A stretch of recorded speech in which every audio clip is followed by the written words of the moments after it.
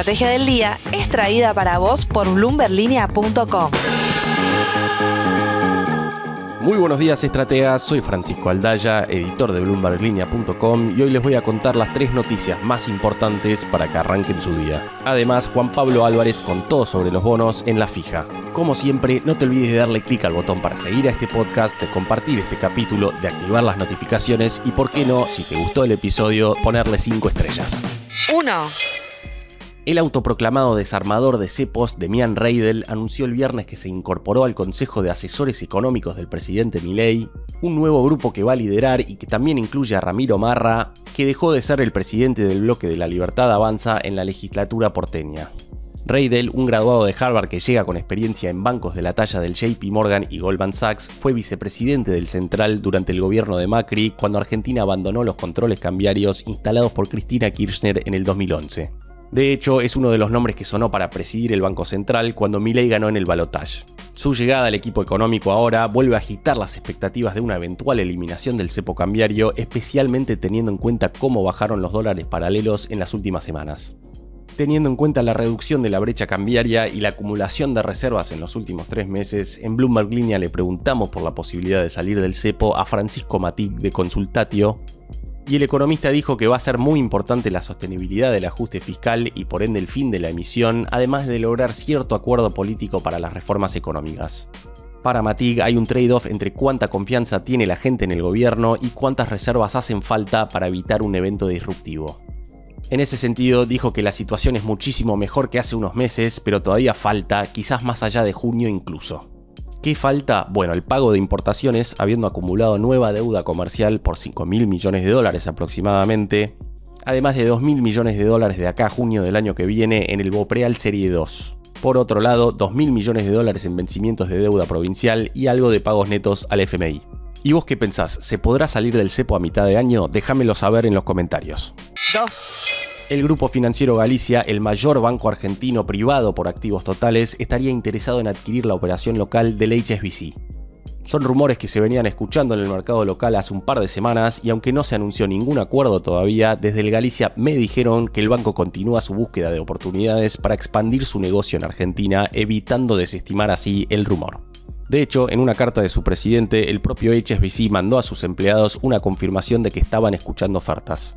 Hay que tener en cuenta que el HSBC viene reduciendo sus operaciones globales en los últimos años, incluyendo la venta de HSBC Canadá por $10.000 millones, además de la decisión de retirarse del segmento minorista estadounidense, donde tenía más de 100 sucursales. Por su parte, el HSBC Bank Argentina tiene más de 100 sucursales en el país y alrededor de 1 millón de clientes. En febrero, la acción de su casa matriz tuvo su peor caída en 4 años, después de que se conociera que su participación en un banco chino valía menos de lo que había valido en el pasado. Galicia, por su parte, reportó una suba interanual del 25% en su ganancia neta durante el cuarto trimestre de 2024, aunque cayó la del Banco Galicia, que también vio reducida su cartera de préstamos. 3. La tasa de desempleo en Estados Unidos alcanzó su nivel más alto en 2 años en febrero, esto según reportó el gobierno este viernes. Pero el dato no gatilló la euforia del mercado, teniendo en cuenta que la contratación siguió a paso firme.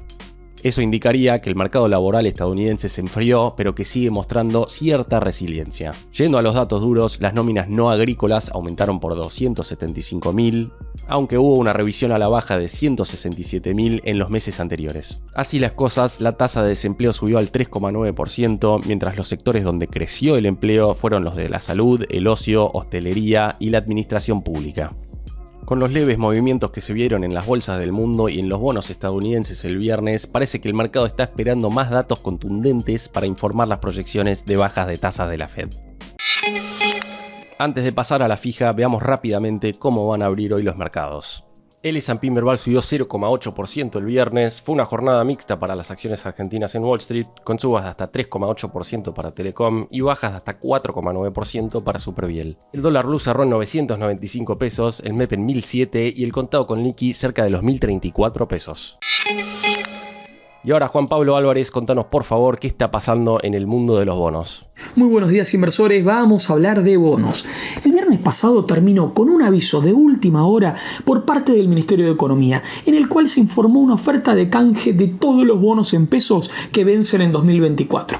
De esta forma, el equipo de Luis Caputo intentará y estirar vencimientos. La operación de conversión se llevará a cabo entre hoy, lunes 11 de marzo, y el martes 12 de marzo.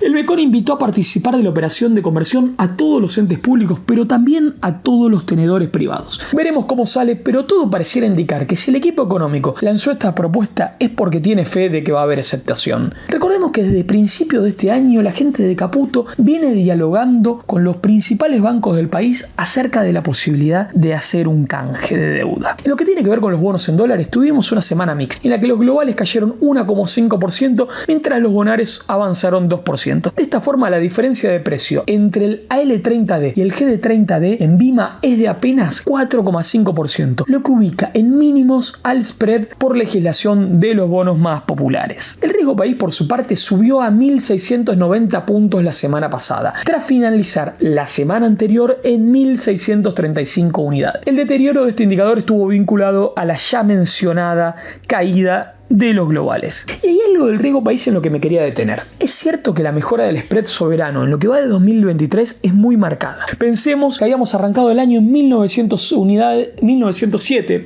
unidades y ahora estamos en 1690. Sin embargo, hay un país que comprimió mucho más: Ecuador. Ecuador cerró el 2023 con un riesgo país de 2.055 puntos, es decir, por encima del que teníamos nosotros al terminar el año pasado.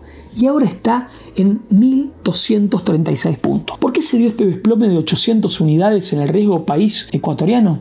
Al parecer, al mercado le está cayendo bien el presidente Daniel Noboa, quien asumió el 23 de noviembre del año pasado. De hecho, en los últimos días, Noboa anunció que está intentando llevar a cabo un nuevo acuerdo con el FMI por un nuevo crédito. Y a partir de ello, se pronunció la caída del riesgo país. Tengamos en cuenta que el bono global de Ecuador a 2030 cerró el viernes pasado en 67,55, lo que significa una suba del 44% en lo que va de este año. Dicho esto, vamos a hablar con un experto del mercado como nos gusta hacer cada lunes. En esta oportunidad estamos en contacto con Pedro Ciaba Serrate, jefe de Research y Estrategia de Portfolio Personal Inversiones PPI. ¿Cómo estás, Pedro? Empiezo preguntándote si consideras que la inflación en dólares que viene sufriendo la Argentina le quita atractivo a los bonos soberanos hard dollar. Bueno, lo que ha pasado con los dólares financieros claramente es muy llamativo, ¿no? Y desde el 31 de enero hasta ahora está el contado con liqui libre está casi 17% abajo. Y esto es algo que ha pasado en el peso en un mes como el de febrero, que generalmente suele ser complicado en términos monetarios. La típica caída de la demanda estacional de dinero siempre suele generar bastantes turbulencias en el tipo de cambio, y sin embargo el peso ha estado muy firme. Y cuando uno lo compara respecto a lo que son las acciones, respecto a lo que son los bonos soberanos, incluso en los momentos de pausa de estos activos, por situaciones puntuales, el peso continuó con su sendero de apreciación. Esto hace referencia a que no solamente se movió por los fundamentos, por la historia detrás de este cambio que está atravesando la Argentina, sino también por cuestiones de flujo, especialmente por el blend del 80-20 que ha generado bastante oferta en los dólares financieros. Ahora bien, esto no significa que cambiemos un poco lo que es el upside que vemos en la deuda soberana, y no depende tanto de este punto particular. Sí, no coincidimos de que para aflojar un poco lo que es la apreciación del peso haya que bajar la tasa. En ese sentido, para nosotros hasta es medio inerte.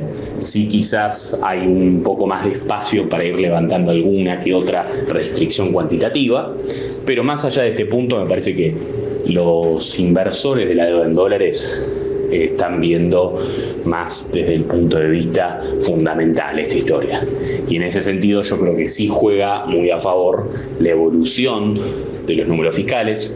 Febrero probablemente venga muy bien, pero no tan bien como enero, y en realidad mirándolo para adelante y teniendo en cuenta las metas fiscales, ya para mirando el año punta a punta, yo creo que acá las dudas refieren más a la sostenibilidad de este gran trabajo fiscal que se hizo durante los primeros meses del año. Y en ese sentido yo creo que ahí sí ya juega muy cerca la política y la posibilidad de ir pasando leyes, especialmente todas las cuestiones que estaban alrededor del capítulo fiscal de la ley de bases, que puedan ir transformando el carácter de las reformas fiscales para que puedan tener o se puedan percibir más de carácter permanente. Y eso me parece que es muy importante para eventualmente empezar a ver cambios de fondo más estructurales que puedan ir ayudando a normalizar la curva y que no sea solamente una normalización dependiente, sino una reducción paralela de todo el riesgo país que afecte a todos los bonos. Y en ese caso me parece que los bonos, si uno está optimista, los bonos que se van a sentir, los bonos que van a ser más beneficiados en ese sentido son los de mayor sensibilidad, y por eso quizás el tramo más largo es la mejor parte para posicionarse. Por ejemplo, el G35 en duration, si uno está optimista y piensa que puede haber un cambio estructural en la Argentina. Respecto de la curva corporativa en dólares, ¿ves alguno atractivo en esas ONs? Las ONs corporativas siempre han mantenido, la verdad, que una buena performance, obviamente mucho más prudente, mucho más cautelosa.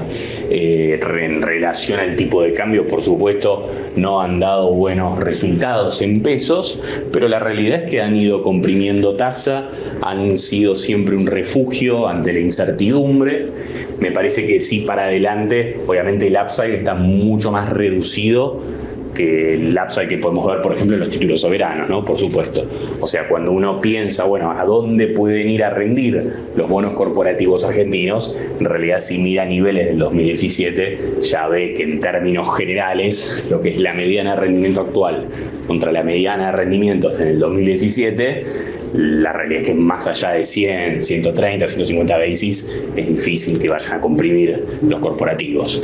Ahora bien, ¿dónde estamos viendo un poco más de valor? Bueno, quizás dentro de los corporativos, algunos que están rindiendo por arriba, están un poco más por arriba de sus comparables. Y, por ejemplo, el caso de la curva de YPF, que si uno está optimista con la empresa, optimista con el desarrollo de vaca muerta, quizás el tramo largo de la curva de YPF, por ejemplo el bono 2033, es una buena forma de jugar una compresión potencial un poquitito más atractiva. Muchísimas gracias, Pedro, por tu claridad y por compartirnos tu conocimiento. A los oyentes les recomiendo seguir a Pedro Ciaba Cerrate en su cuenta de Twitter @pay555, Pay con I latina. A mi entender, Pedro es una de las personas más brillantes del mercado bursátil argentino. Por último, antes de despedirme, les recuerdo que en la última semana el Banco Central colocó $301 millones en bonos BOPREAL.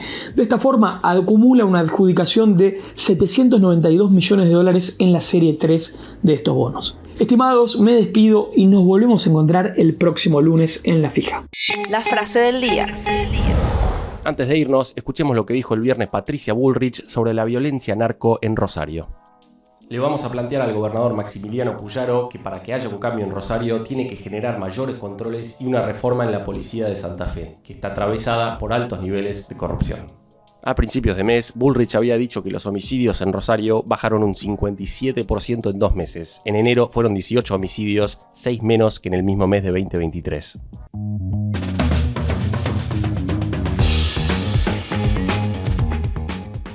Esto fue un nuevo capítulo de la Estrategia del Día Argentina. Yo soy Francisco Aldaya, editor de Bloomberg Línea, y me podés seguir en Twitter en @franaldaya. No se olviden de darle clic al botón para seguir a este podcast y a la campanita para que se enteren al instante cada vez que sale un capítulo de lunes a viernes. Espero que tengas una gran jornada productiva. Esto fue La Estrategia del Día Argentina, escrito y narrado por Francisco Aldaya. Producido por Arturo Luna y Daniela Hernández. Que tengas un día muy productivo.